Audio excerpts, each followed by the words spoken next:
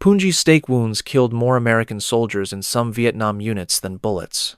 Sharpened bamboo, smeared with human waste, hidden underwater where you couldn't see them. Step wrong, and a spike punches through your boot, through your foot, and the infection starts in minutes. So why would one private deliberately walk into a valley where hundreds of these stakes were planted beneath murky water? Because taped inside his boots was something nobody had approved, something his sergeant had called, quote, stupid farm boy bullshit. Sheet metal, cut from a downed helicopter, shaped by hand in the dark. And in the next 2 hours, it would be the only reason his entire platoon made it out alive. Danny Kozlowski didn't choose Vietnam. Vietnam chose him. Born in 1948 in Hamtramck, Michigan, a Polish neighborhood wedged inside Detroit, he was supposed to take over his father's auto body shop. That was the plan. High school, maybe trade school, then a lifetime of bent metal and grease under his fingernails. His father, Stefan, had worked the Ford River Rouge plant during World War II, building tanks. His mother, Helen, cleaned houses. Danny was good with his hands. By 16, he could patch a fender, weld a frame, and diagnose an engine knock just by sound. But none of that mattered when the draft notice came in September 1966. His father tried to get him a deferment, essential worker at the shop. The draft board didn't care. They just needed bodies. Danny reported to Fort Polk, Louisiana, in November. Basic training. Advanced infantry training. Then the orders everyone dreaded. Republic of Vietnam. Linda cried at the airport. His mother held a rosary. His father shook his hand and said one thing. Keep your head down and come home. Danny nodded. He was 18 years old and had never been outside Michigan. The flight to Vietnam was on a commercial 707. Stewardesses in blue uniforms served coffee and sandwiches like it was a vacation. Most of the guys tried to sleep. Danny just stared out the window, watching America disappear behind clouds. They landed at Tan Son Nhut Air Base outside Saigon on February 3, 1967. The heat hit like opening an oven door. 95 degrees. Humidity you could chew. The smell was diesel fuel, jet exhaust, and something else Danny couldn't identify. Something rotten. He was processed, assigned to the 196th Light Infantry Brigade, and sent north to Chu Lai. From there, a Huey lifted him and 11 other replacements to Landing Zone Bronco, a firebase carved into a hilltop in Quang Ngai Province. The veterans called them FNGs, fucking new guys. The first guy Danny talked to was a short-timer with 28 days left. Don't step where you can't see. Don't touch anything, and don't trust the ground. Danny didn't understand that last part until 3 days later. A guy named Martinez stepped into a Punji pit and screamed for 20 minutes straight while they tried to pull him out. The stakes had gone through his boot, through his foot, and out the top near his ankle, 4 bamboo spikes, each one covered in shit. By the time the medevac got there, Martinez was gray and shaking. Danny never saw him again. So what were Punji's stakes? Elegant in their simplicity and horror. Sharpened bamboo, fire-hardened until it was as hard as steel, sometimes placed in pits covered with vegetation, sometimes planted along trails at ankle height, hidden in tall grass, sometimes arranged in clusters at the bottom of tiger pits, camouflaged holes that would drop a man 6 feet onto a bed of spikes. The Viet Cong smeared the tips with human feces, animal dung, or rotting vegetation. The goal wasn't just to wound, it was to infect. A puncture wound from a punji stake would almost always get infected. In the jungle, heat and humidity, infections spread fast. Medevac, antibiotics, weeks in a hospital, sometimes amputation, sometimes death from sepsis. By the summer of 1967, punji stakes were causing more casualties in some units than bullets. The army tried to counter it. They issued warnings. They trained soldiers to watch for disturbed ground, unnatural vegetation patterns, tripwires. They handed out small mirrors on the end of sticks for checking trail edges. But you couldn't search every inch of ground. Not when you were moving through triple canopy jungle with visibility down to 5 meters. Not when you were in enemy territory and needed to move fast. Not when it was monsoon season and everything was underwater. So soldiers stepped carefully. They tried to walk in the footprints of the guy in front of them. They avoided bushes, fallen logs, anything that could hide a trap, and they got hit anyway. Danny's platoon lost Martinez. Then, a guy named Hopkins, who stepped into a pit and got stakes through both legs. Then, a replacement whose name Danny never learned. 3 days in country, stepped off the trail to take a piss, screamed once, and bled out before the medic could reach him. The platoon started avoiding certain areas entirely. Trails that were too obvious, clearings that seemed too convenient. But they still had to patrol, still had to move. And that's when Danny started thinking about his father's shop. That night, lying on his cot in the hooch, Danny took off his jungle boots and looked at them. Canvas sides for ventilation. Rubber soles with drainage holes. They were designed for the jungle, but they weren't designed for punji stakes. He thought about his father's shop, how they'd reinforce panels with sheet metal when the original body was too rusted, how you could shape aluminum with tin snips and a hammer. He thought about Martinez screaming, and he started to wonder. 2 weeks later, a Huey went down half a click from the firebase. Mechanical failure, not enemy fire. The crew was fine, but the bird was totaled. Too damaged to lift out, so they stripped it for parts and left the hull. Danny walked out there with a pair of tin snips and a screwdriver. The other guys thought he was scavenging for souvenirs. He came back with 2 thin sheets of aluminum from the helicopter's belly panel, each about 6 inches by 10 inches. Back at the firebase, he worked by flashlight.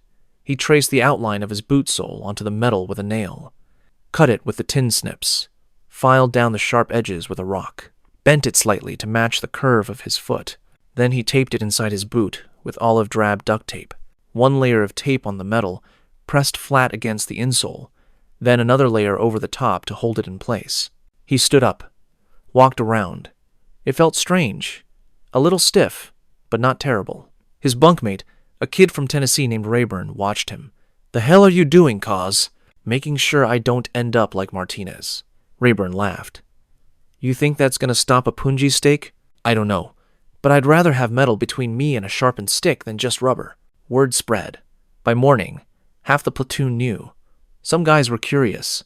Most thought it was stupid. Staff Sergeant Holloway, the platoon sergeant, pulled Danny aside. "I hear you're modifying equipment." "Just my boots, Sergeant. Army-issue boots not good enough for you. Army-issue boots don't stop punji stakes." Holloway stared at him. He was a lifer. 2 tours in Vietnam, hard eyes and a scar across his jaw. "You think you're smarter than the engineers who designed those boots?" "No, Sergeant. I just think they didn't design them for walking through punji fields every day." "Take that shit out of your boots." "Sergeant, that's an order, Kozlowski. You start playing mad scientist with your gear, everyone else starts thinking they can too. Then we got guys walking around with homemade armor and shit that'll get them killed." Danny didn't argue. He said, "Yes, Sergeant." But that night, he put the metal back in. September 14, 1967. The mission briefing was simple. Patrol Route 534, a dirt trail that ran south from LZ Bronco toward the village of My Lai. Check for enemy activity and return by nightfall. 2nd Platoon, Bravo Company, 32 men. Lieutenant Marsh was the platoon leader. Young, 3 months in country, still trying to prove himself. Staff Sergeant Holloway ran the platoon. Danny was assigned to 1st Squad, walking in the middle of the column. Not point, not tail, just another rifleman with an M16, a rucksack, and 200 rounds of ammunition. They left the firebase at 0600. The monsoon rain was steady but not heavy. Visibility was maybe 20 meters. The jungle was alive with sound, water dripping, insects buzzing, birds calling. But no human noise, no voices, no engines, no gunfire. That was the worst kind of quiet. They walked for 2 hours. The trail was mud, 6 inches deep in some places. Every step was a sucking sound, boot pulling free, then sinking again. The column moved slowly, each man watching the ground, the bushes, the trees. At 0820, they found the first pit. A new guy named Coleman stepped on what looked like solid ground. The vegetation collapsed under him.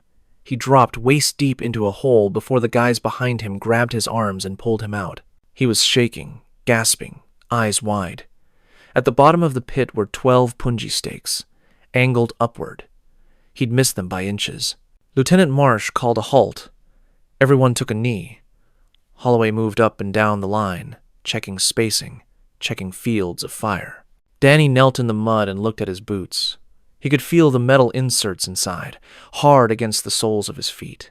He'd been wearing them for 3 months now. They made his feet a little sore after long patrols, but they were still there. He hadn't told anyone, not even Rayburn.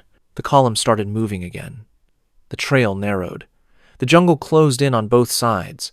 Elephant grass and bamboos so thick you couldn't see past the first row. At 0910, the point man, a guy named Jessup, stopped. He raised his fist. Everyone froze.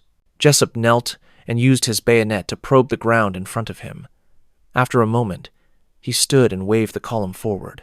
Punji's stake, single, right in the middle of the trail, covered with leaves. He'd almost stepped on it. They marked it with a stick and kept moving. By 10:30, they'd found 7 more.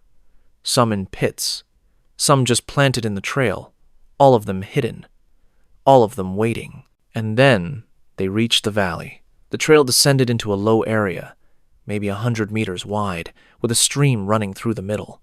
The ground was flooded, water up to mid-calf. The trail disappeared underwater. Lieutenant Marsh radioed back to the firebase. The response was clear. Continue mission. Sweep the valley. Report any enemy contact. Holloway moved to the front. He looked at the water, then at the platoon. Stay in column. Single file. Step where the guy in front of you steps. Do not leave the trail. They moved into the water. It was warm, clouded with mud. You couldn't see the bottom. Danny was 10th in line. He watched the guy in front of him, a machine gunner named Torres, step carefully, testing each footfall before committing his weight. Halfway across the valley, Torres stopped. Got something. Holloway moved up. What? Feels like sticks. Underwater. A lot of them. Holloway probed with his rifle butt. After a moment, he pulled it up. Impaled on the end was a bamboo stake, sharpened, the tip dark with something that wasn't mud. They're all over the bottom, Torres said. Planted in rows. We're standing in a kill zone. Lieutenant Marsh pushed forward. How many? I don't know, sir. Dozens. Maybe more. The platoon was strung out in the water. Half had already crossed. Half were still in the middle. And beneath them, hidden under the surface, were hundreds of punji stakes. One wrong step, and you'd punch through your boot, into your foot, and then you'd have minutes before the infection started. Marsh looked at Holloway. What do we do? Holloway didn't answer immediately. He was thinking. Finally, we move fast, one at a time. Don't stop. Don't shift your weight. Just move forward and get across. And if someone steps on one, then we carry them out. It wasn't a plan. It was hope. The first few guys made it. Then a replacement named Gordon stepped wrong. His boot caught on something. He tried to pull free.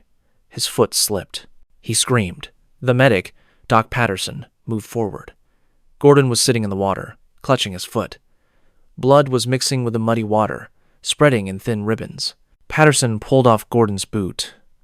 The sole had a hole punched clean through it. The stake had gone through the rubber, through his foot, and stopped at bone.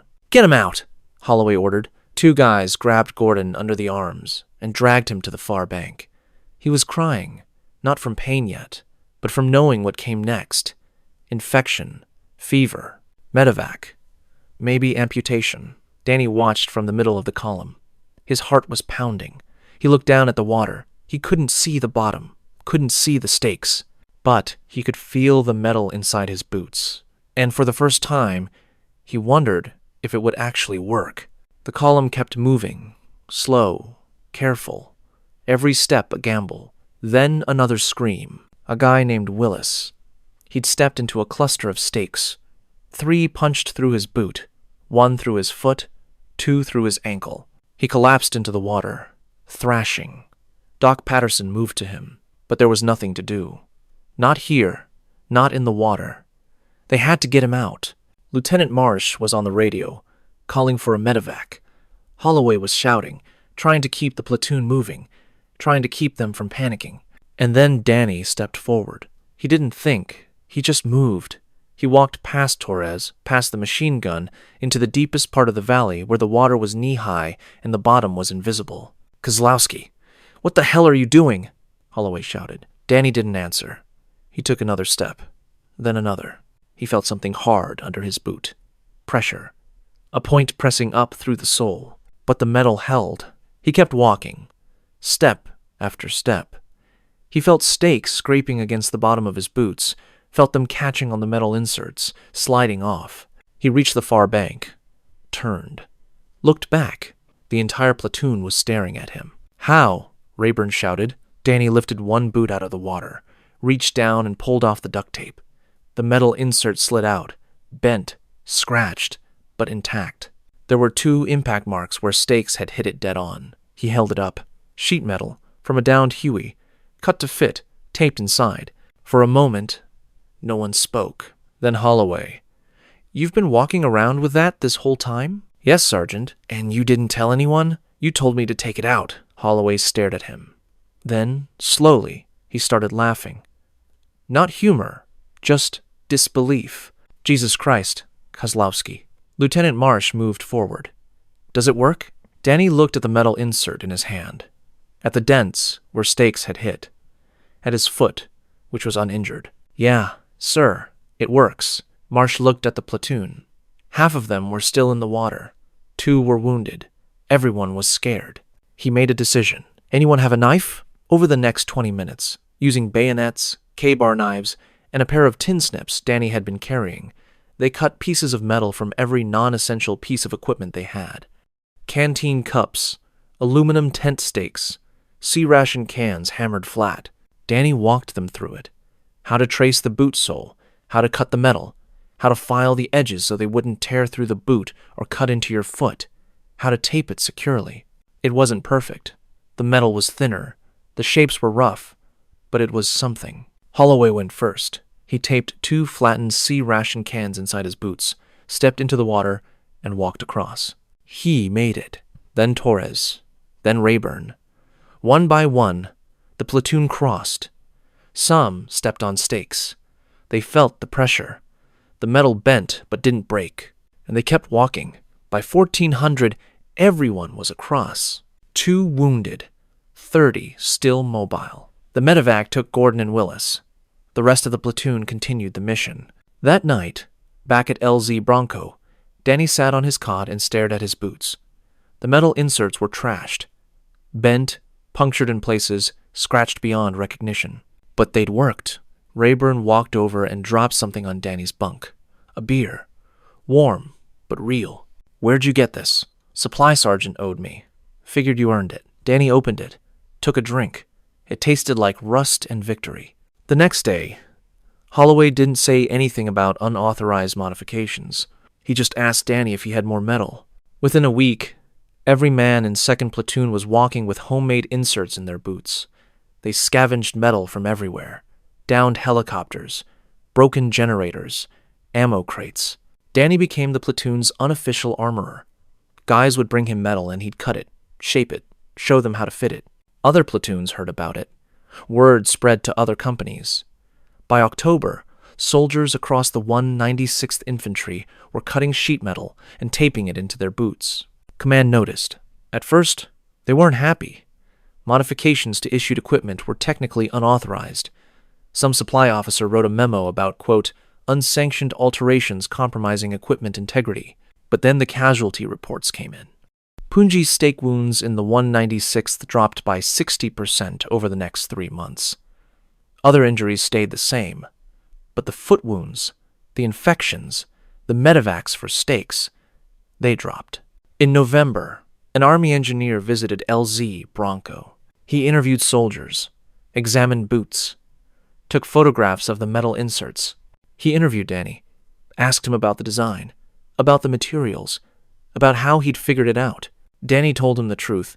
I just didn't want to step on a stake. The engineer took notes. He said the Army was working on improved boot designs, better sole materials, but that took time, testing, contracts, production. Danny's solution was immediate, and it was working. In December, a directive came down from brigade headquarters. It didn't officially authorize the boot modifications, but it didn't forbid them either. It just said, soldiers are authorized to reinforce footwear using available materials when operating in areas with known Punji stake hazards. Unit commanders will ensure modifications do not compromise operational capability. It was the military's way of saying, we're not going to make you stop. In February 1968, during the Tet Offensive, Danny's platoon was overrun at a fire base near Hu. He was wounded by shrapnel, medevaced to Da Nang, then to Japan, then to Walter Reed in Washington. He spent 6 weeks in a hospital bed. They sent him home with a Purple Heart, a Bronze Star for actions during Tet, and a medical discharge. No one mentioned the boots. Danny Kozlowski returned to Detroit in April 1968. He stepped off a plane at Metro Airport wearing his uniform. No one greeted him. No parade. No ceremony. His parents picked him up. His mother cried. His father shook his hand and asked if he was hungry. Linda had moved on.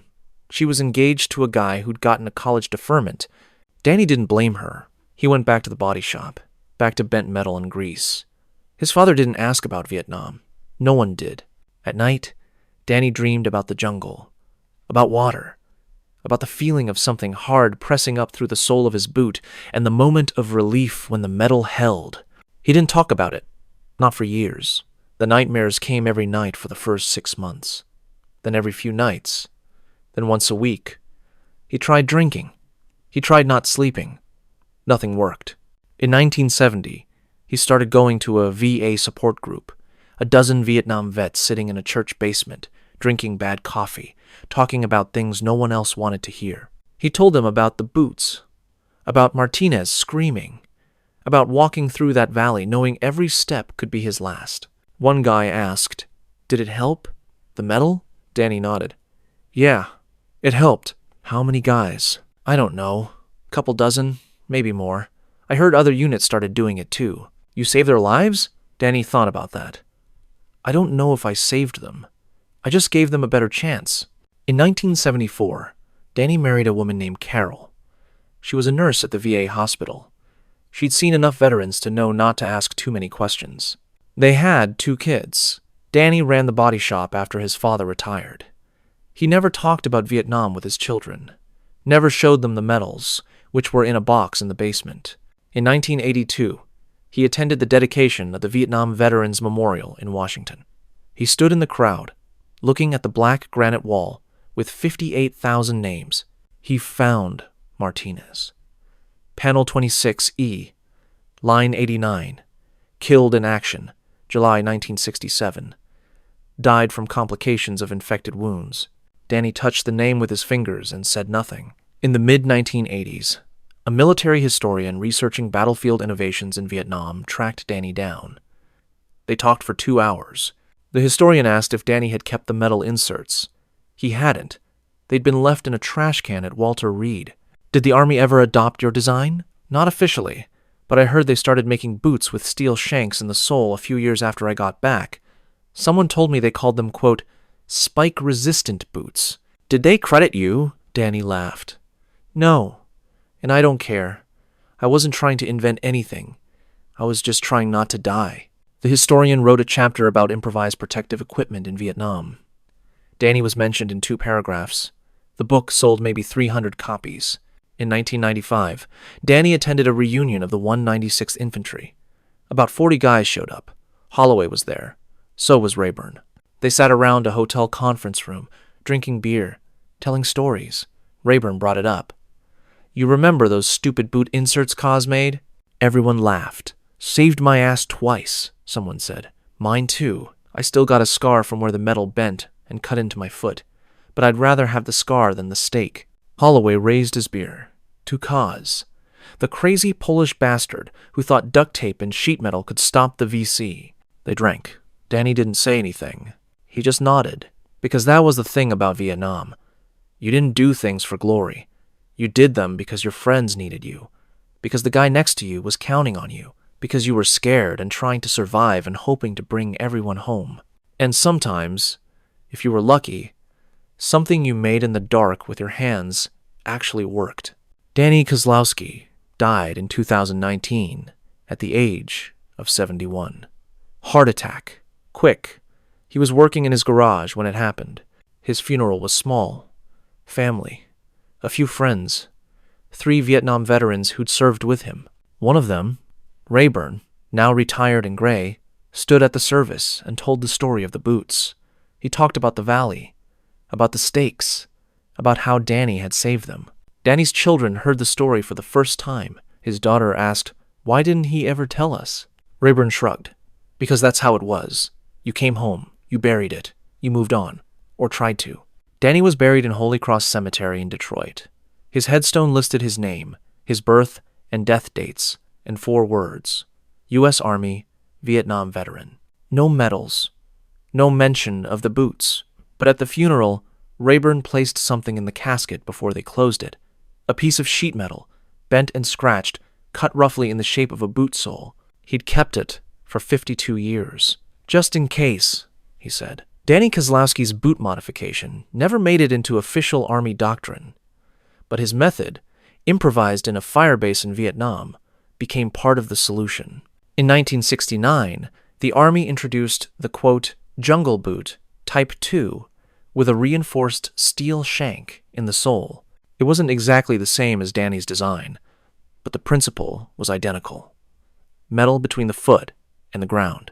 Punji stake casualties dropped significantly after the new boots were issued. By the 1970s, the design had been refined further. Modern military boots now include puncture-resistant insoles as standard equipment. No one at the Pentagon knows Danny's name. The development reports credit, quote, field observations, and, quote, soldier feedback. But in the basement of the 196th Infantry Brigade Association, there's a small display, a pair of jungle boots. Inside, taped to the sole, is a piece of helicopter aluminum cut to shape. The placard reads, quote, improvised Punji stake protection circa 1967, designed by PFC Daniel Kozlowski, B Company, 2nd Battalion, saved dozens of lives. It's visited by maybe 20 people a year. But for those who were there, who walked through that valley with homemade metal in their boots, Danny's name means something. It means the difference between making it home and not. And in Vietnam, that was everything. Danny Kozlowski's story isn't about glory. Vietnam didn't have glory, just survival and sacrifice. But his simple innovation, born from fear and shaped by skill, shows that even in the most controversial war, individual acts of ingenuity and courage still mattered. Not to win the war, that was already being lost, but to bring men home, to survive another day. And sometimes that's enough. What would you have done with no orders, no approval, and everyone telling you it wouldn't work? Could you have kept modifying your gear, knowing that being wrong might cost you your foot, but being right might save your life? What part of Danny's story resonates with you? Was it the mockery he faced, the moment the metal held, or the quiet legacy that never made headlines? If you served in Vietnam, or know someone who did, share your story in the comments. If you believe these stories deserve to be told, even when they complicate our understanding of war, share this with someone who needs to hear it. Because sometimes courage and controversy coexist. Because soldiers deserve honor even when wars don't. Because these men fought for each other, even when they questioned why they were there.